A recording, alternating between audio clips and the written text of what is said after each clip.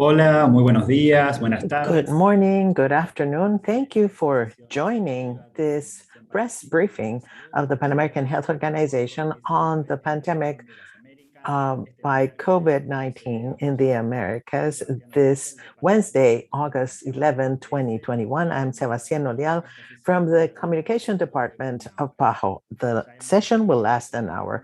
We will have your questions by email, and we will always take your questions live, and you can also use the Q&A button for writing your questions. Please always include your name and medium when you send your questions. Also, we have simultaneous interpretation to English, Portuguese, French, and Spanish, and you will be able to click on the interpretation globe button at the bottom, and you will choose your language. Today, Dr. Carissa Etienne, Director of PAHO, will talk about the pandemic in the Americas and the new opportunity to purchase COVID vaccines for the countries of the region through the revolving fund.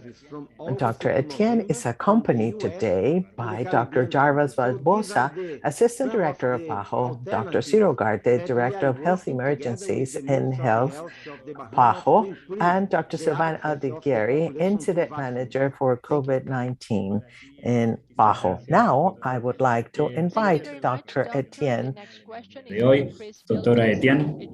her regional update. Good morning, and thank you for joining today's briefing. Over the past week, more than 1.3 million COVID-19 cases and more than 19,000 COVID-related deaths were reported in the Americas. Cases and deaths continue to rise in Canada, Mexico, and the United States as adherence to public health measures relax, the Delta variant circulates, and vaccination coverage varies within countries. In Central America, cases are falling in Panama and Costa Rica, but rising in Honduras, Belize, and El Salvador. Deaths are rising in nearly every country in Central America, including a 30% increase reported in El Salvador. In the Caribbean, we are witnessing a similar story in the more populous islands. Cases are rising in Cuba, Jamaica, and Puerto Rico, as well as in Martinique and the Bahamas. Over the past month, infections increased 30-fold in Martinique, and there has been a significant spike in hospitalization. In Dominica, cases are rising as well. The trends are more promising in South America. There has been an overall decline in cases and deaths in the Andean region, and also Brazil, and across the Southern Cone. This includes substantial drops in cases in Colombia, Bolivia, Paraguay, and Uruguay. Although cases are surging in some areas, there is clear evidence that wherever vaccines are available, they limit severe illness and save lives. And that is why increasing access to vaccines remains our top priority. It is not just for some countries, but for all countries. More than 6 months after the first doses arrived in our region, the disparity in who can access vaccines and who cannot is unacceptable. Fewer than 20% of people in Latin America and the Caribbean have been fully immunized. And in some countries, that number is less than 5%. But this disparity is also dangerous. There is no path to recovery for any country while its neighbors remain vulnerable and while variants circulate and multiply. We must banish the idea that vaccine inequity is the problem of some countries and not others. And instead, we need to work together to find solutions for all countries. And we must do it quickly because lives hang in the balance.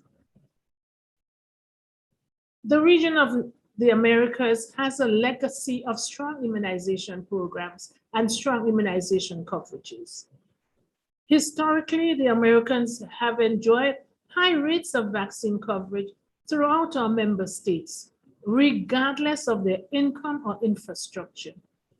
We have strong immunization programs that are built on decades of delivering vaccines for polio, measles, seasonal flu, and yellow fever, among others. We also have an experienced health workforce that are trained to administer vaccines safely and adept at reaching our most remote communities.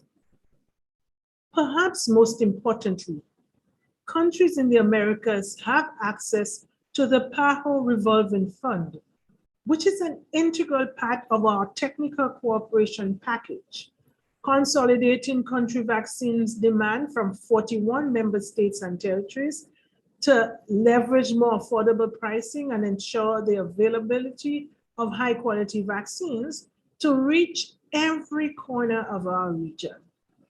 For decades, the revolving fund has been a catalyst of equity and solidarity and has been responsible for protecting generations of children across Latin America and the Caribbean from vaccine-preventable diseases.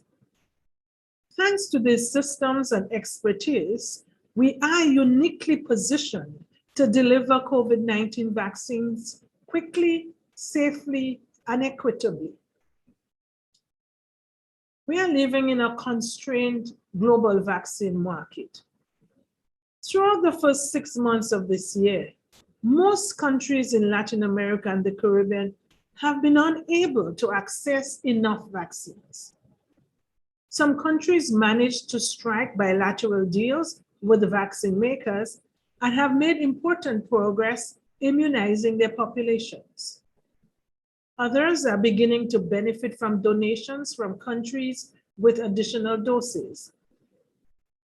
These donations are more than a display of solidarity. For some countries, they are the only hope of saving lives, and we need more donations. PAHO's revolving fund has been working in 3 key areas to increase access to COVID-19 vaccines. First, the fund is purchasing and delivering vaccines on behalf of the COVAX facility. Second, it has been delivering vaccines donated through COVAX and supporting bilateral donations when requested.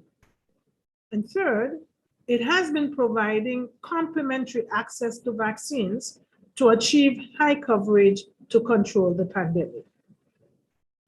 All of these are efforts that are focused on diversifying opportunities for countries to access the doses they need in the fastest and more effective way possible. But the region is still short of the doses needed to turn the tide of the pandemic. We need a significant influx of vaccines and a more equitable process for distributing them. There is a new opportunity to access vaccines. So with this in mind, I am pleased to announce that PAHO is offering our member states a new opportunity to access COVID-19 vaccines. The revolving fund is now receiving requests for countries in the region for COVID-19 vaccines for the last 3 months of 2021 and for the calendar year 2022. So far, more than 20 countries have formally expressed interest, and the number is growing by the day. And here's why this is so important. The revolving fund is a mechanism for providing high quality vaccines at competitive prices and prices that countries can afford. It also provides support with planning, cold chain development, syringes, and other supplies. This new initiative with the revolving fund will make available tens of millions of COVID-19 vaccine doses beyond the 20% that COVAX offers, and it will complement bilateral deals and other existing avenues for countries to access vaccines. It is an initiative that will benefit every country in the region, but especially those that lack the resources and the negotiating power to secure the doses that they need to protect their people. PAHO already monitors immunization coverage closely, and we are now rolling out a new system that collects the vaccination needs of each country faster and more efficiently. This will help ensure that better deals can be closed with manufacturers and that available doses are distributed equitably based on the latest epidemiological and vaccine coverage data. Our region needs to pursue all possible avenues to expedite access and to ensure that countries reach their vaccination goals. We still need more donations, and we still need COVAX to deliver on its original commitment. We also need to create new opportunities that meet the diverse needs of our member states and that increase the supply of vaccines to the people and communities who are at the greatest risk. This has long been the mission of PAHO and its revolving fund. And we vow to work tirelessly to achieve a sustainable supply of COVID-19 vaccines for all of our countries. Muchas gracias, doctora Etienne. Vamos a pasar ahora a responder. Thank you very much, Dr. Etienne. Now we will go to our questions that have been sent by email and those that we are receiving through the Q&A. Please give us your name and medium when you send your questions. The first question is from Frederick Alvarado, or Grevic Alvarado, Newsday, Trinidad and Tobago. He says, at present, his country is doing vaccination with Sinopharm, but there are few people in vaccination centers. So what does PAHO recommend to encourage the population to get vaccinated? Dr. Barbosa, thank you very much for your question. Regarding, or despite the fact that we know that vaccines are the best elements to protect those who are vulnerable and to be able to control transmission. But there are still people who are hesitant to get vaccinated. First of all, it is good to listen, to try and identify who are these groups, what are their doubts, and that the health ministries are able to provide all the information available to those people. PAHO is working with health ministries to offer technical cooperation in communication matters. This is not a routine vaccination campaign, not like others. Vaccines, as well as other measures, have become politicized, and there is a political debate whether masks should be used or not, whether vaccines work or not. And we need to face this very directly, involving society, journalists, health professionals, providing all information, the information that we have today. And we have over 4 billion doses of vaccines that have been administered worldwide. So there's no doubt vaccines are saving lives. They have reduced mortality dramatically in the countries that are using them. And vaccines have reduced hospitalization times, and they can save lives. It's not possible that having such a tool as this one available, we will continue having people dying and people going to hospitals, to ICUs, when we can prevent this from happening. So we need to approach this widely, to continue to have adequate strategies for each group for communicating, involve everyone, share data, information, so that all can make the best decisions for their lives, for their families, for their communities. So please get vaccinated. Thank you. Thank you, Doctor. Next question is from Inés Capdevila from La Nación in Argentina. The question is, why is the Delta variant longer to explode in South America vis-a-vis other regions in the world like Europe and Oceania. And also, another question is what is the effectiveness of COVID vaccines against the Delta variant? And can these vaccines lead to other variants as they have been talking about in social media and other networks? Thank you very much. These are two different questions. But regarding the first question, then, the phenomenon of introduction and displacement of the SARS-CoV-2 virus in one sub-region, region, or country or territory is a very dynamic process where there are many factors, both biological and epidemiological, and they can play a determinant role. And perhaps it's early to predict the true impact that the Delta variant may have in South America, bearing in mind that in the recent past, other variants such as the Alpha and with a high degree of participation, and other variants have predominated only in a transient way in some countries, and they have been replaced by others, such as the Delta variant. It is quite likely that the intense prior transmission, other variants have generated cross transmission, which will decrease the speed of transmission after introduction of the Delta variant. However, today, up to this day, mid-August, we've seen a rapid increase of immune transmission of Delta, especially in Mexico, Ecuador, and Brazil. And therefore, we need to be on alert and strengthen our public health measures and other protections and increase access to vaccination, of course. All these measures that continue to be effective to protect and prevent transmission of any variant of the virus.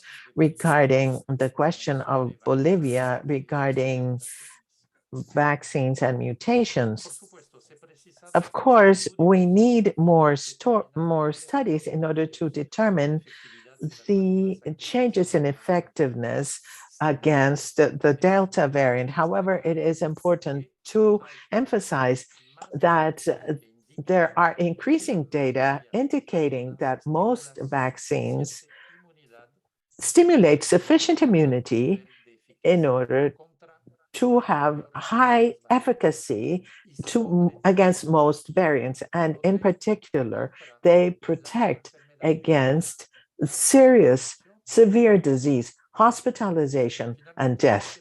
Finally, I would like to insist that it is the high levels of transmission, in other words, the replication of the SARS-CoV-2 virus in human beings, those that favor mutations.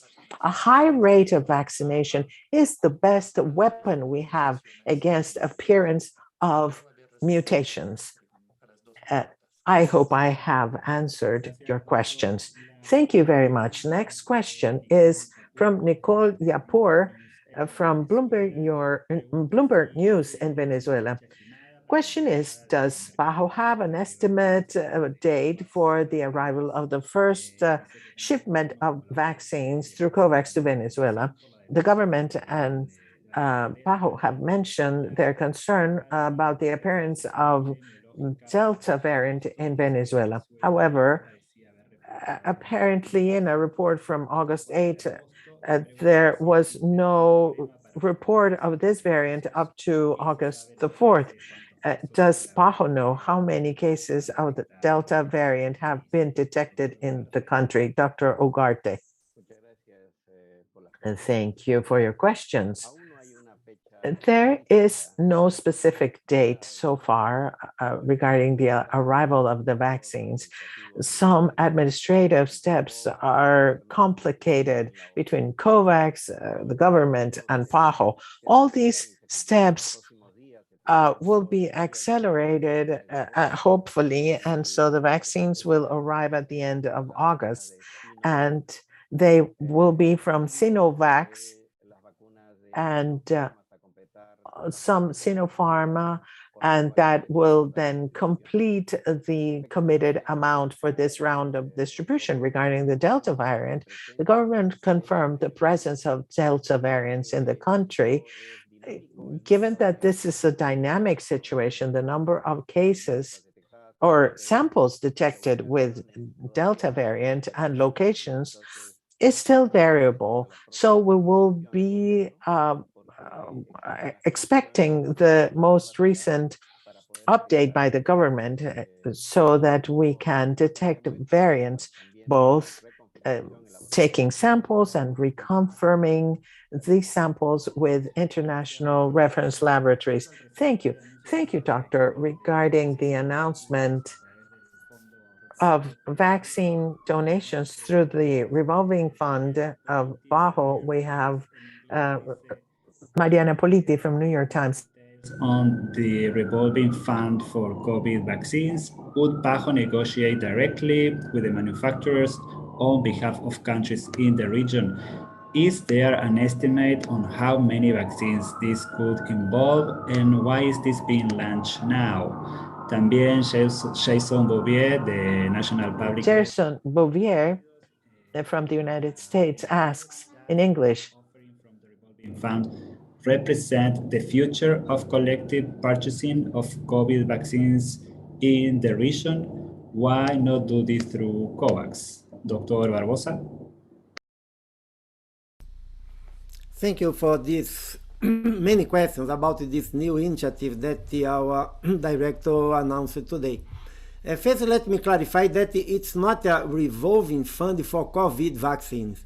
The revolving fund for vaccines is working in the region for 42 years now. Only last year, in 2019, the revolving fund provided more than 400 million units of vaccines, syringes, and other cold chain devices to the countries in the region. The revolving fund is the main source of vaccines for the countries in Latin America and the Caribbean to their immunization programs. The revolving fund has purchased vaccines against polio, measles, pneumococcus, meningitis, and many other vaccine-preventable diseases. About COVID-19 vaccines, the revolving fund has a triple role. The director mentioned this, I just want to highlight. The first role is that the revolving fund is one of the two purchasing mechanisms on behalf of COVAX. So PAHO's revolving fund and UNICEF works together to make the purchases after the COVAX facility has the agreement with the producers. So PAHO's revolving fund has deployed now for Latin American and Caribbean countries more than 20 million doses on behalf of COVAX facility. The second role is that the PAHO's revolving fund also is deploying the donations through COVAX and supporting and facilitating bilateral donations. This new initiative that the director announced is aiming to offer another alternative to the countries.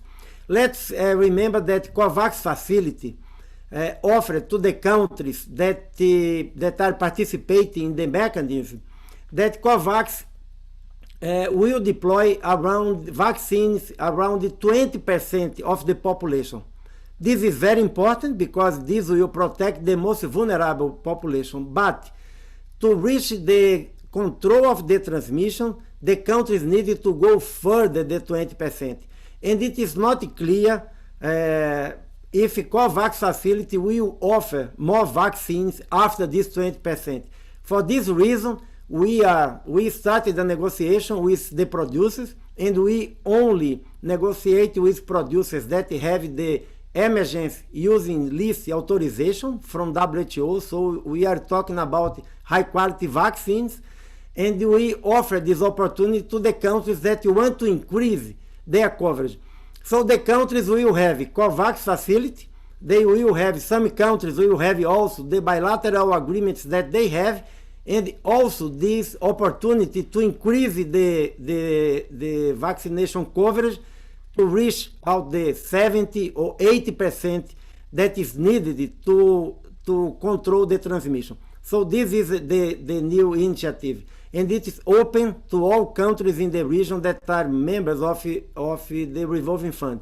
We have received the first estimation of the countries for the last quarter of this year. We are now working with the countries, clarifying some aspects. We are also working with the producers to close the agreements to start delivering on the last quarter of this year.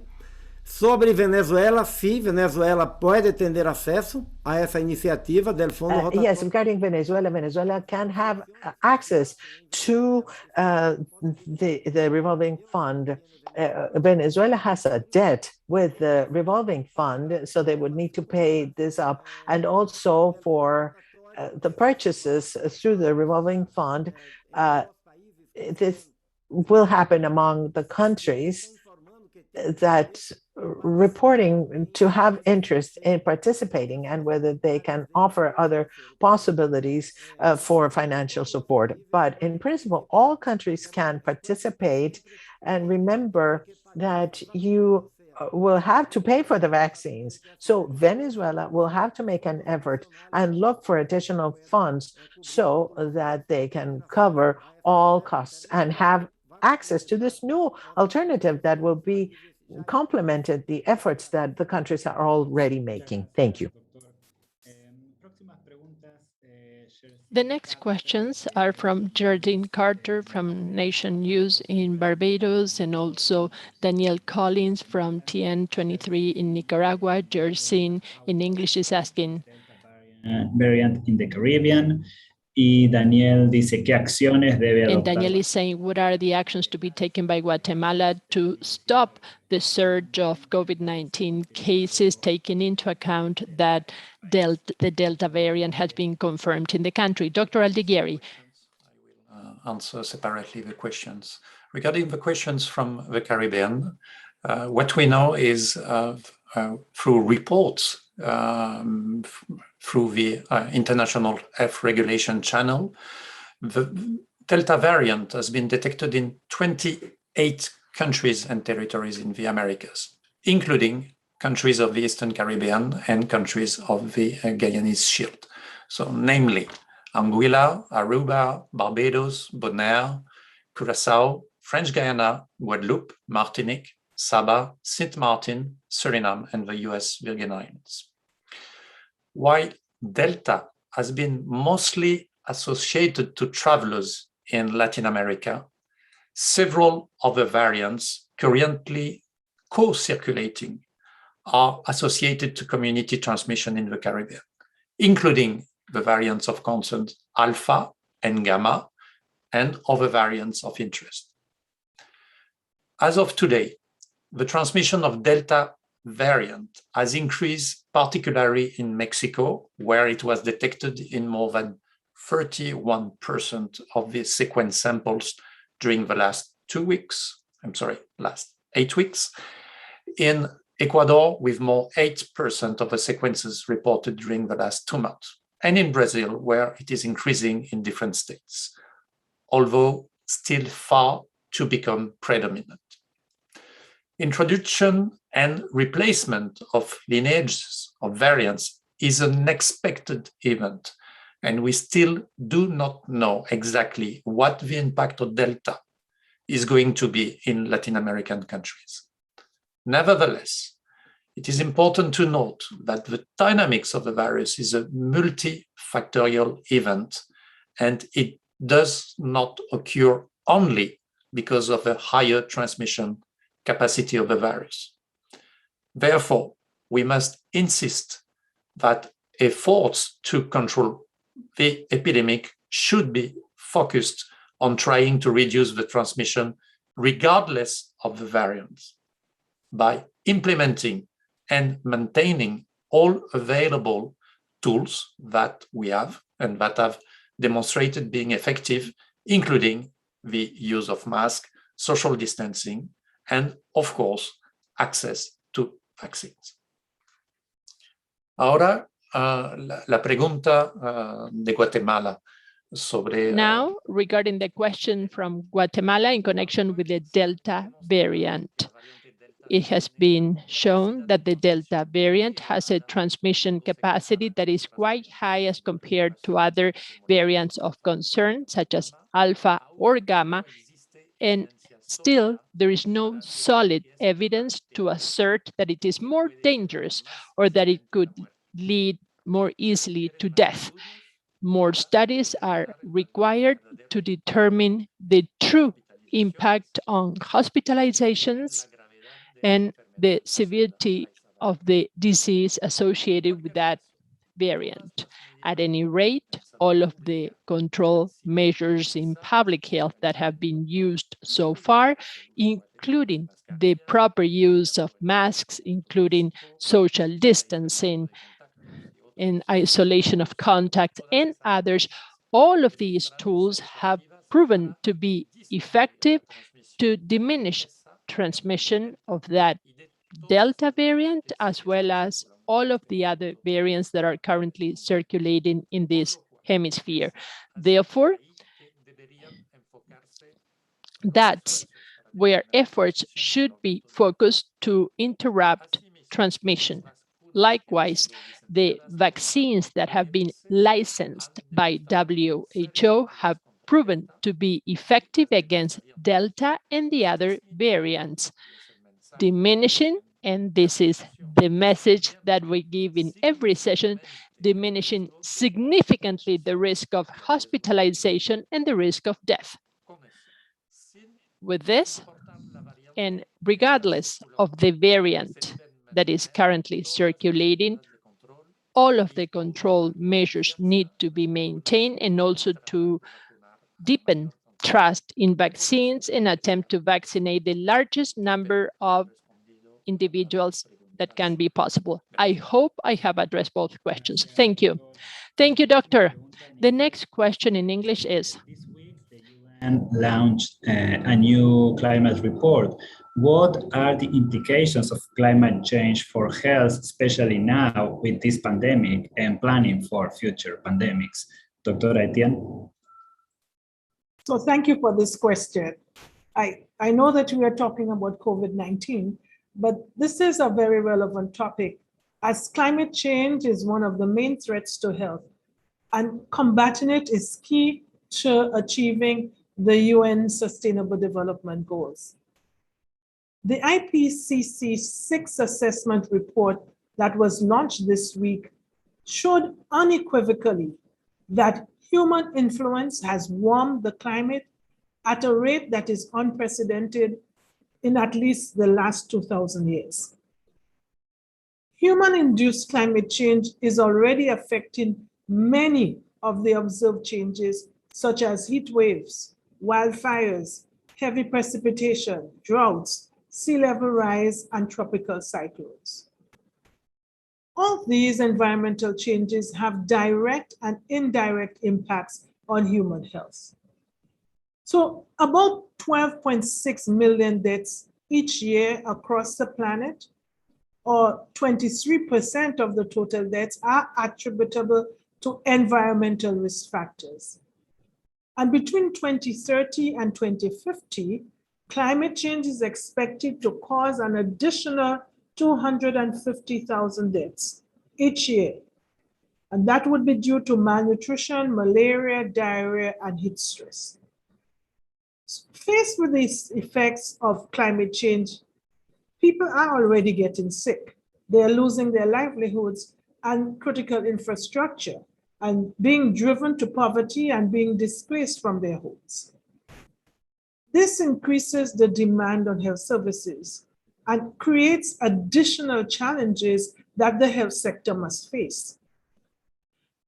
Unfortunately, many of these effects will be exacerbated by climate change, with even more devastating effects for health, but mark you, also for the economies and societies.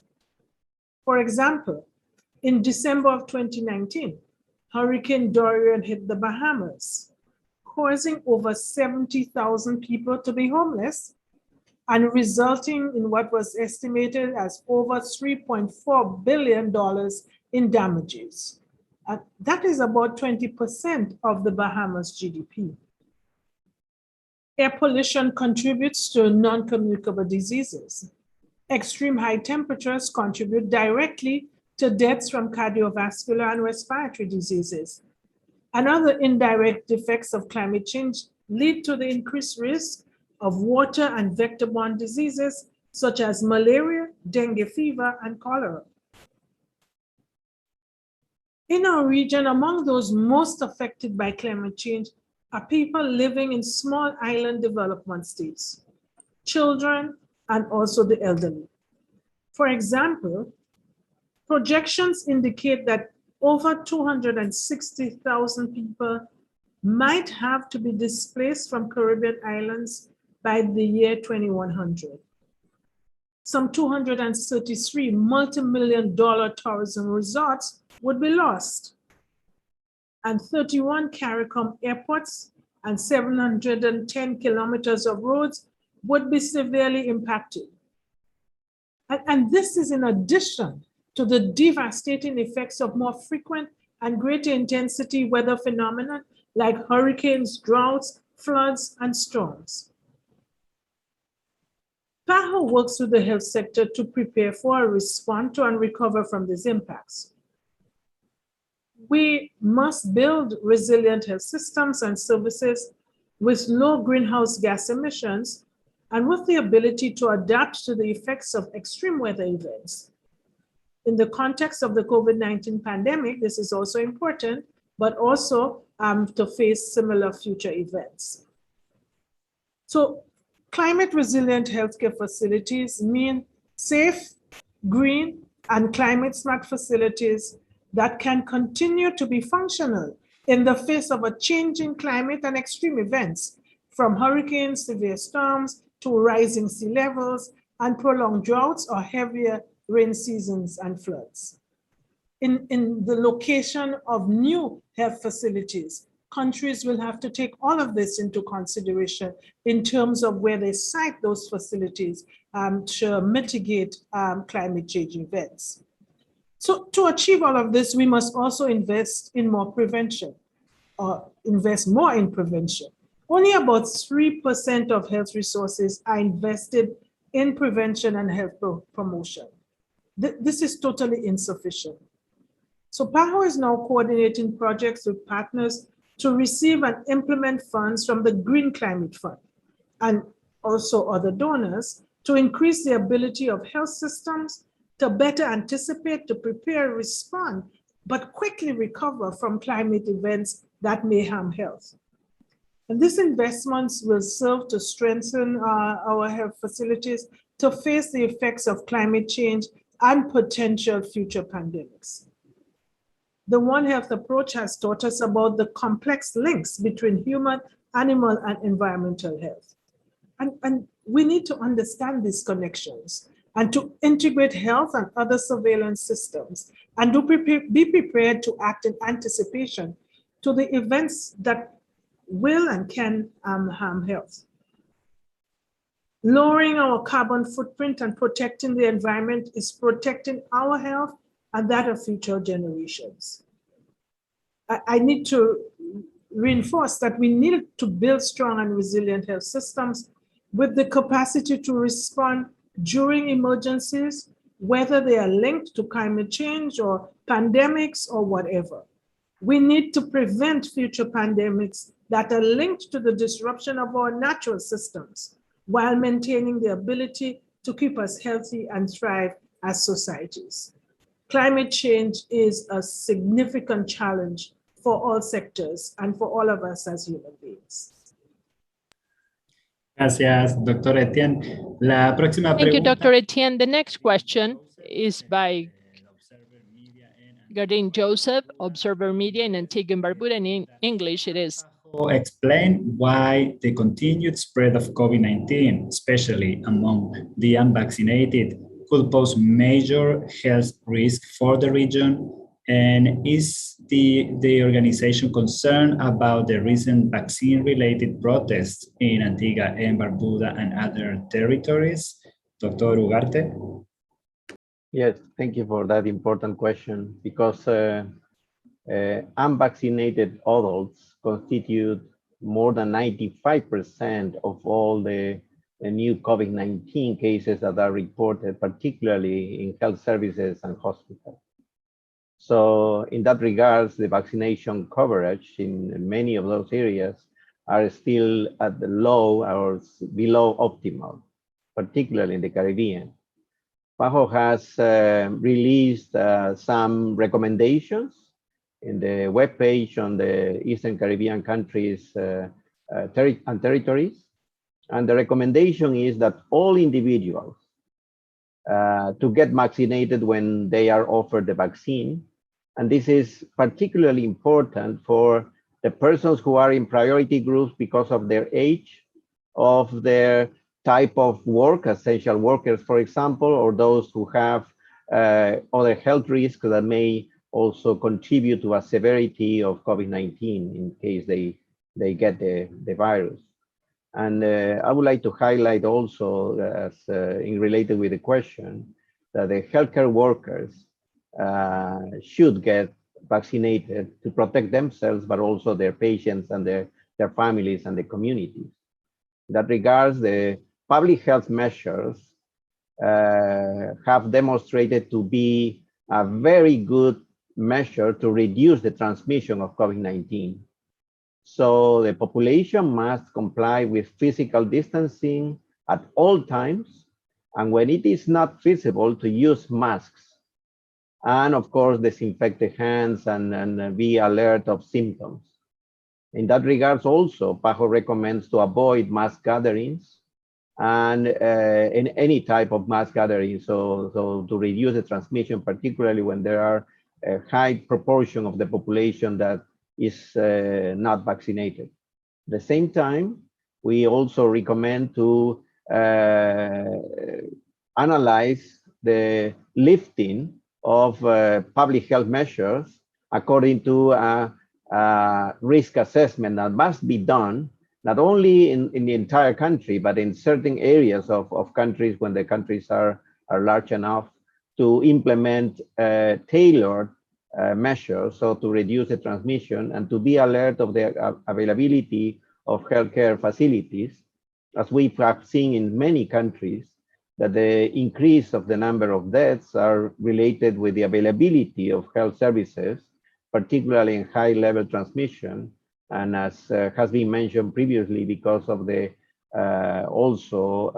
presence of the certain variants, like the Delta variant that is more transmissible. So in that regards, it is very important to maintain the public health measures at all times and get vaccinated as soon as possible without delay when the vaccine is offered to you.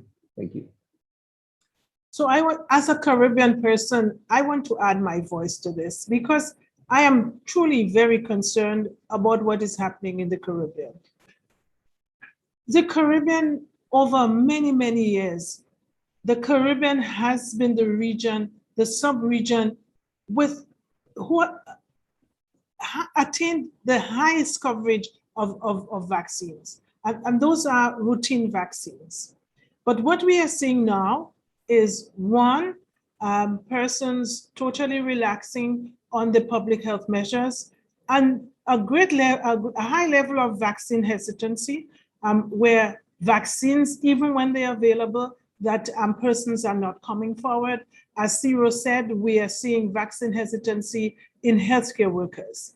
I want to make a special appeal to my fellow Caribbean persons to please, we have to be extremely careful. We have limited bed capacity and limited ICU capacity in our small islands.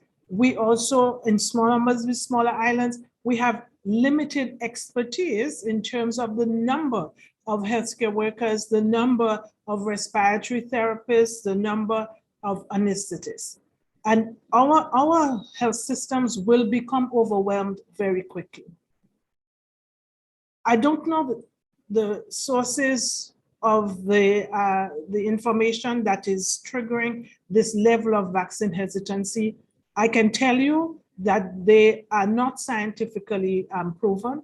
And I want to appeal to you to listen to the sources where you have truthful, scientifically based information and evidence.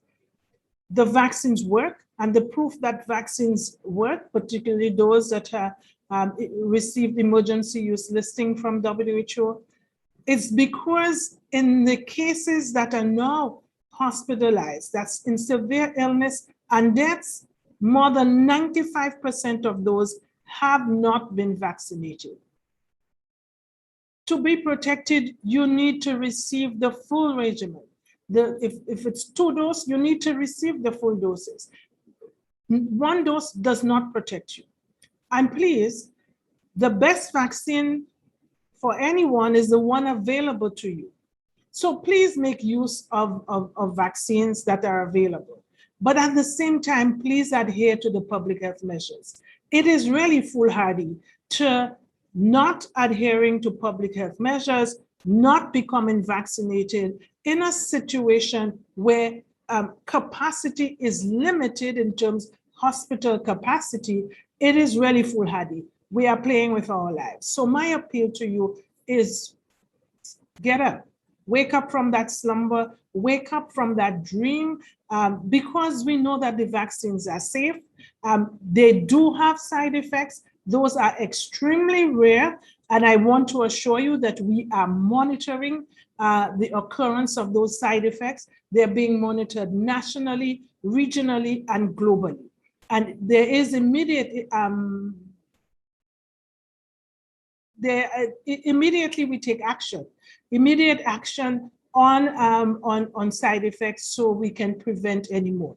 But frankly, every medication that you take has side effects. You don't question them. They have side effects. There are new medications that are coming out with new technology that people are taking, and they do have side effects. But the important thing is that those side effects are monitored and reported, and action is taken to address those. So please, please, please take your vaccines, and please wear your mask properly.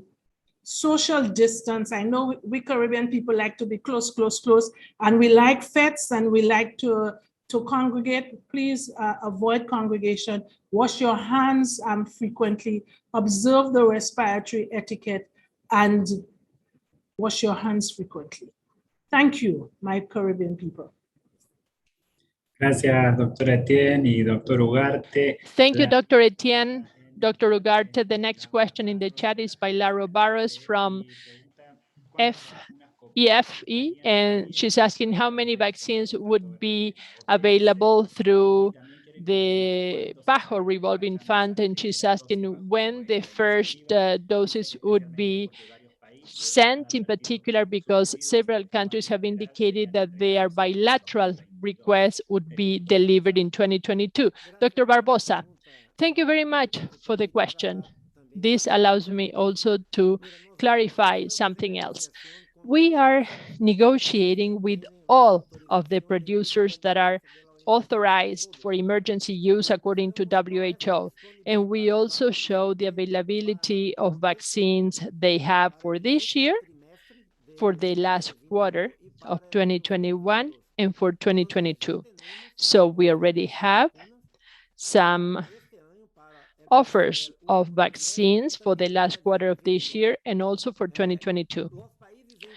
The countries sent so far up to July 30th, the estimates they had for 2021 and 2022. We are now having discussions with the countries to clarify some of the requests that they presented. The countries may change their request for 2022 up to September 1st. At the same time, we are already negotiating with the producers because we need to clarify all of the clauses, all of the conditions, all of the prices, transportation. But the expectation is to start sending the vaccines to the countries that requested them as of October.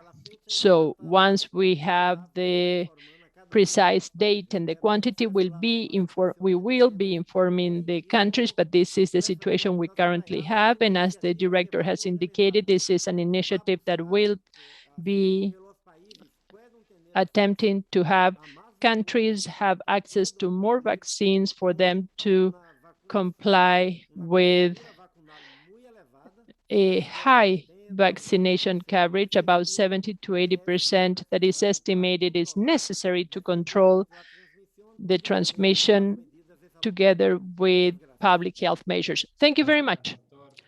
Thank you, doctor. The next question in the chat is by Paulina Alcázar from Cadena Infraganti News in Mexico, and she would like to know whether the antigen tests are effective to detect the Delta variant. Dr. Aldiguieri. I will take advantage of this question also to remind you basic aspects of the use of diagnostic testing. Viral testing for SARS-CoV-2 has not been impacted by the emergence of variants. Molecular trials based on PCR as well as antigen detection tests continue to be highly sensitive and highly specific to detect all of the variants of concern, including, of course, Delta, which was the subject of this question. It is quite important to underscore that those tests are not good to differentiate among variants. The PCR tests, the antigen tests, do detect the virus. We should also bear in mind that all of the lab trials lab tests do have some biological and technical limitations, and results are highly dependent on the timing of the sampling as well as on the quality of the sampling, the test used, and also the individual conditions and the epidemiological context. In general, it is not advisable to use any type of test, be it PCR or antigen, as a method to discard the presence of virus in asymptomatic individuals. A person who might be infected in an early age of at an early age of the disease may give a negative result in the test and lead to a false sense of security. These tests are to be used with symptomatic patients, and great care should be had when implementing this in different contexts in which other control measures should be prioritized. I hope I have answered the specific questions on the effectiveness to detect the Delta variant and also the general context for the use of these tests. Thank you. Thank you, doctor. The next question is by Nora Gámez Torres from Miami Herald and in English. Situation in Cuba, and what is PAHO doing to mitigate it? Dr. Ugarte. Thank you for that question. COVID-19 transmission is still very active in Cuba. During last week, 63,000 cases were reported in 1 week. That is 3.9% above the previous week numbers, but it's still a higher number, less increase than in previous weeks, but it's still very active. And the number of deaths have increased by more than 20% in comparison to the previous week. And the situation is difficult because of the lack of availability of essential supplies in response to COVID-19, but also essential supplies at all levels of the health system in Cuba. We have been working very closely with the Ministry of Health and the health authorities to identify the more pressing needs. Between the end of July and the first week of August, we sent supplies to support the first level of care, but also COVID-19. We sent 5 kits of COVID supplies, but also trauma kits and emergency health kits and some other supplies, including laboratory reagents and others. And we are preparing additional support. But with all this is just limited support.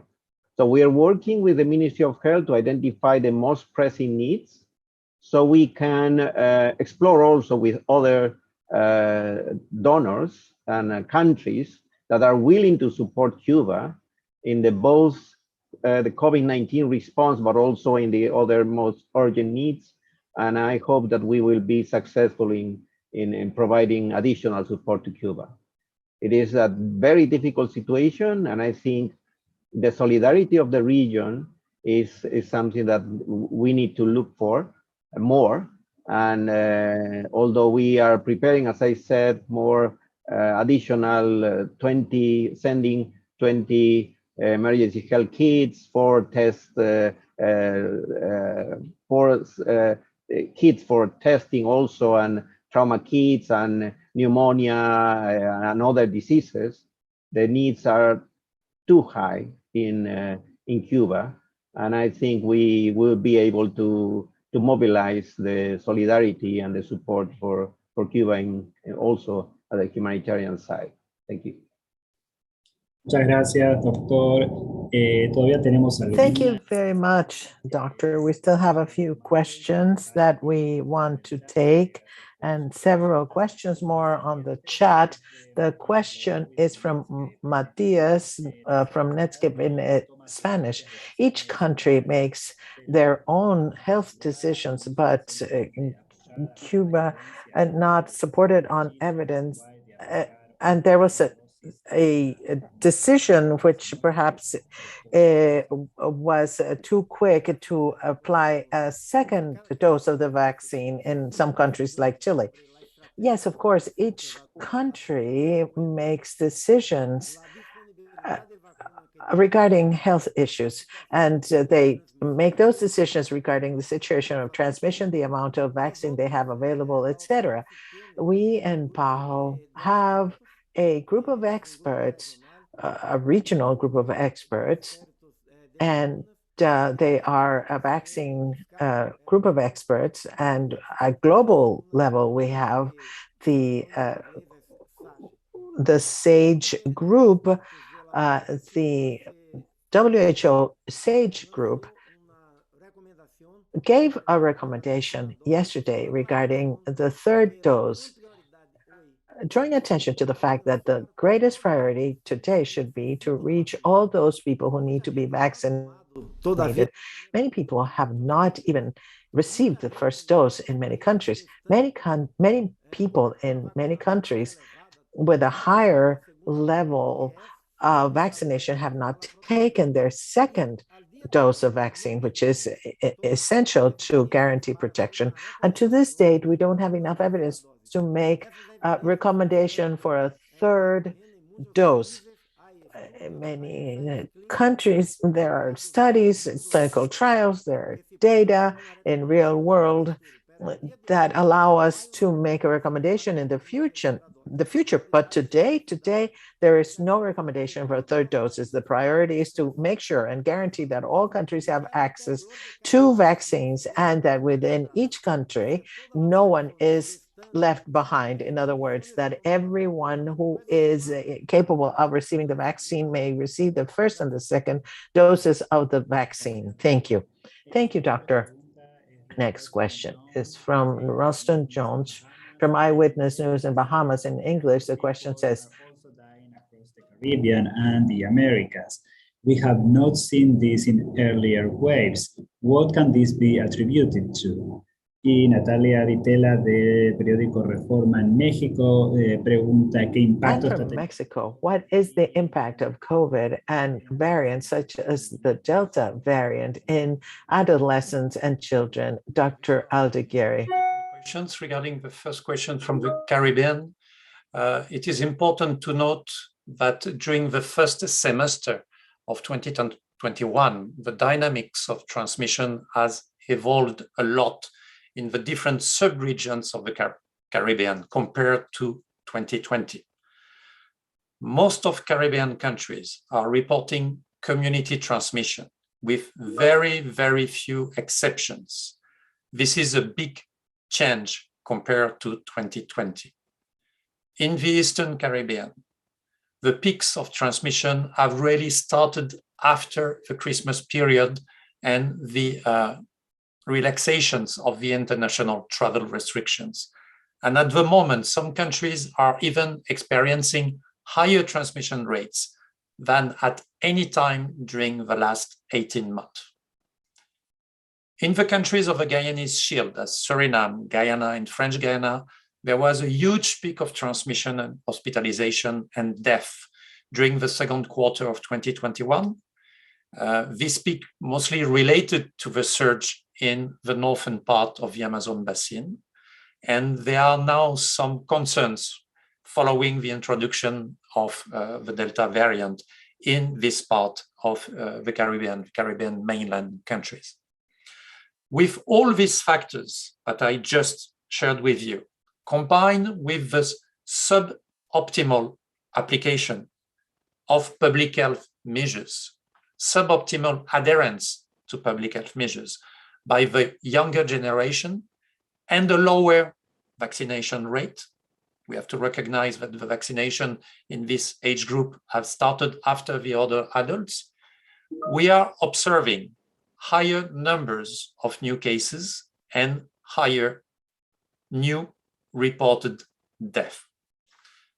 The main message to this population group in the Caribbean is that public health measures apply to all age groups, including the young adults. And the second message is vaccines are now available for young adults.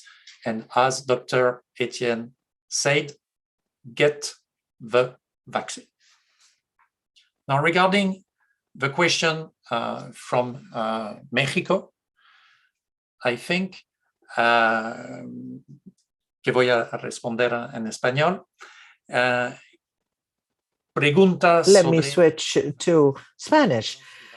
Regarding the children and adolescents and the Delta variant, the available evidence regarding minors, it suggests that children and adolescents would be less susceptible to infection with the SARS-CoV-2 virus, but they play a role in the dynamics of transmission. This is what we are seeing in countries where they have a higher vaccine coverage in adults, for example, in the UK and in the United States.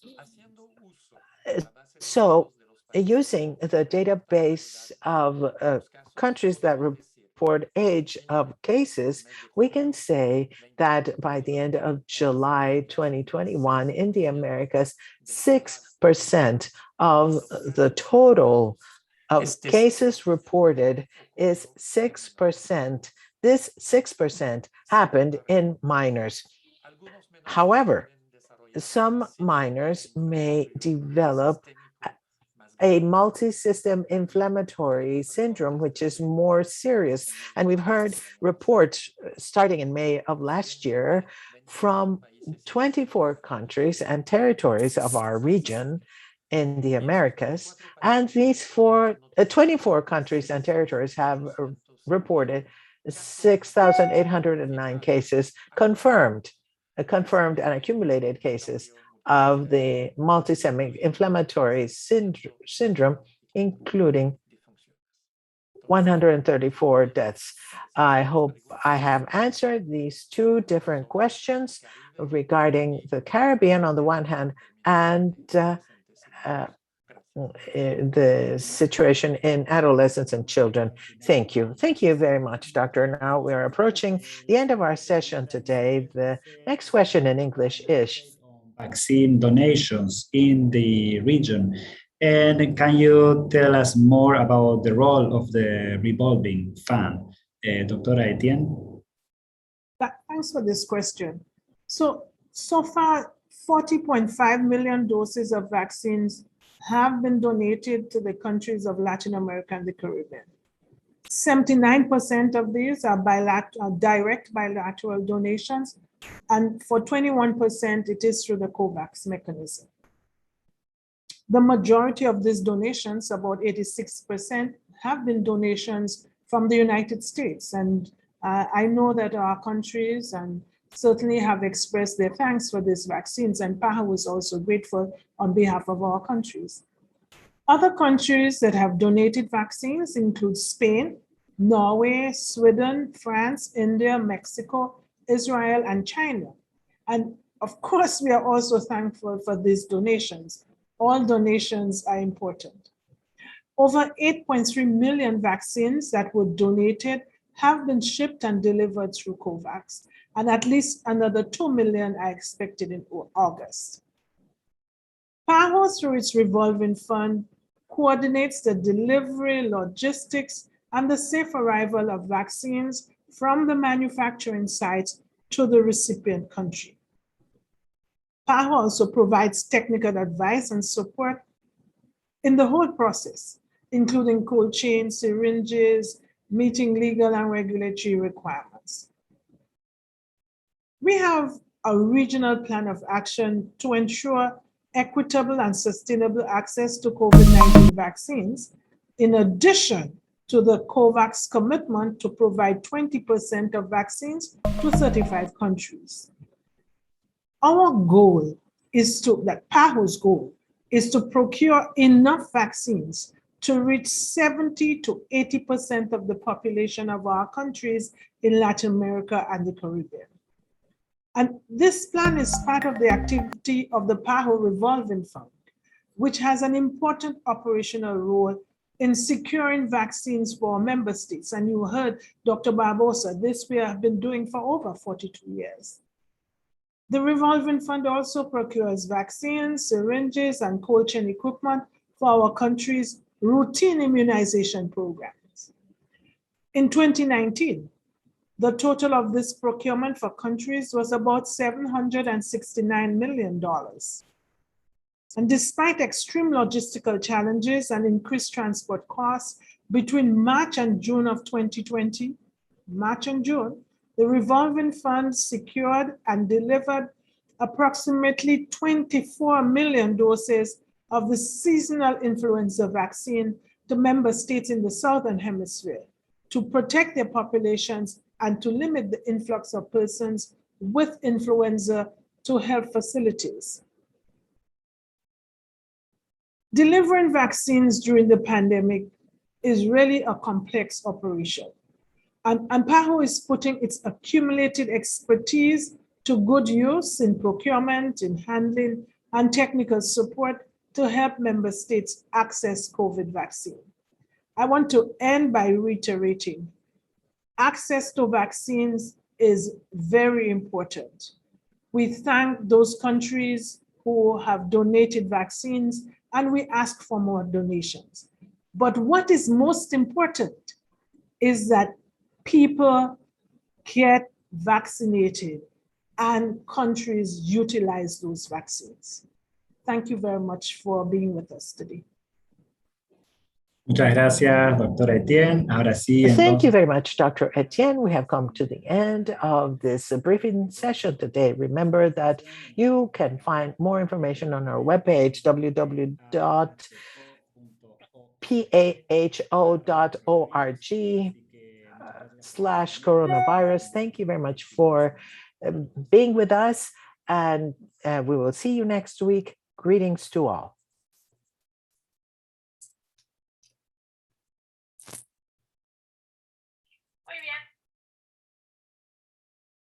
Recording stopped.